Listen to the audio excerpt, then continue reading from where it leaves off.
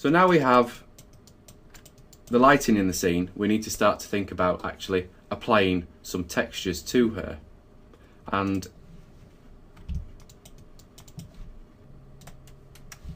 what we'll do to demonstrate this is we will just focus on her body, and you can apply the exact same process to the rest of the elements.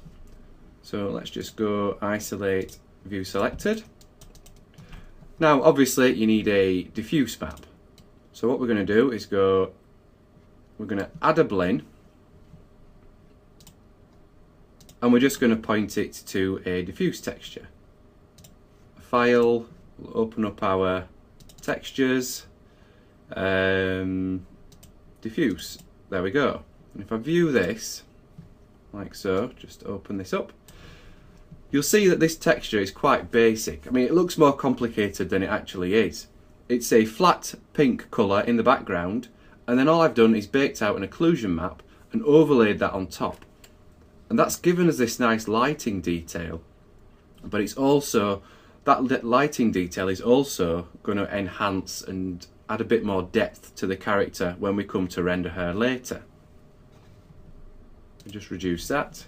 Let's turn on hardware texturing so we can see it in here. So this is the texture applied, and as you can see, with no lights in the scene, having that ambient occlusion map just adds that extra bit of depth. And all we've done is just overlaid that in the scene. Let's turn our lighting back on. Now obviously the blin now needs setting up so that just so she's not as shiny.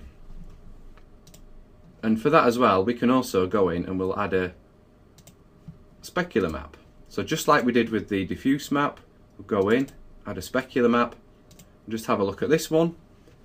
It's pretty much the same as the diffuse map, but we've gone for a darker, bluer sort of tone. The areas like her lips and her nails up here, they're obviously brighter because they want to be a lot shinier. And we've also added these areas on her cheeks and her nose and around her ears just to pick up a little bit of extra lighting there. And her eyeshadow, that's going to shimmer slightly red as well. So now that's applied, it doesn't look much different. So let's just turn on our Caustic Visualizer.